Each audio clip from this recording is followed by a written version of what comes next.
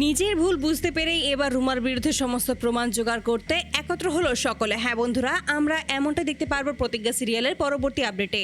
ইন্দ্র মনে মনে ভাবে যে সবসময় তো রুমা ম্যাডাম নিজেই আমার অফিসে চলে যায় আমাকে না জানিয়ে সারপ্রাইজ দেওয়ার জন্য, আজকে আমি চলে এসেছি।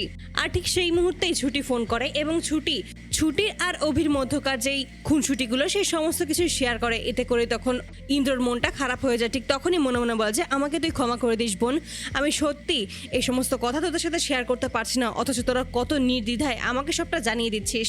এই সমস্ত কিছু ভেবেই খুবই মন খারাপ হয়ে যায় ও ইন্দ্র। ঠিক সেই মুহূর্তেই পেছন থেকে দেখতে পায় ইন্দ্র এসেছে তার কাছে, আর এতে করে তখন রুমা পেছন থেকে জড়িয়ে ধরে আর ঠিক সেই কণ্ঠটাই শুনে ফেলে ছুটি। আর তখনই বুঝতে পারে নিশ্চয়ই কোনো মেয়ের সাথেই রয়েছে ইন্দ্র। তৎক্ষণ ফোনটা কেটে দেয় আর তখন বলছে আপনি। ঠিক তখনই রুমা বলে যে কেন, আপনি কি আমাকে এখানে মোটেও আশা করেননি আর আপনি এখানে হঠাৎ করে চলে এসেছেন? ঠিক তখনই ইন্দ্র বলছে আসলে আমি আপনাকে সারপ্রাইজ দেওয়ার জন্য এসেছি। আর এতে করে বলছে হ্যাঁ সত্যিই তাই, আমি সত্যিই ভাবতে পারছি না যে আপনি এখানে এসেছেন আর আপনি আমার কাছে আসবেন আমাকে সারপ্রাইজ দেওয়ার জন্য। ঠিক সেই মুহূর্তেই সেখানে চলে আসে রুদ্রপ্রসাদ। আর রুদ্রপ্রসাদ যখনই তার বোনের সাথে অন্য একটা ছেলেকে দেখতে পায় ঠিক তখনই ক্ষিপ্ত হয়ে যায়। তখনই ইন্দ্র রুমাকে জিজ্ঞেস করে আপনি সত্যি করে বলবেন একটা কথা, আপনি কি সত্যি বাদলকে খুন করেননি? সত্যি কি ছুটির বাবার নির্দোষ নয়? আর এই সমস্ত শুনে অবাক হয়ে যায়। তখনই জোর গলায় বলে যে আপনি এই সমস্ত কি কথা বলছেন?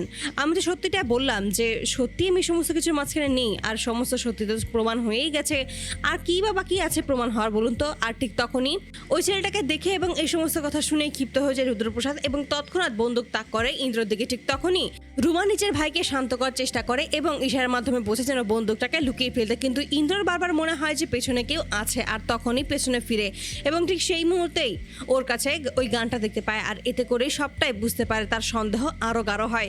সত্যি কি এরা ওই খুনের সাথে জড়িত, নাকি এরা আমাকে মিথ্যে বলছে? এই সমস্ত কিছু আমাকে জানতেই হবে।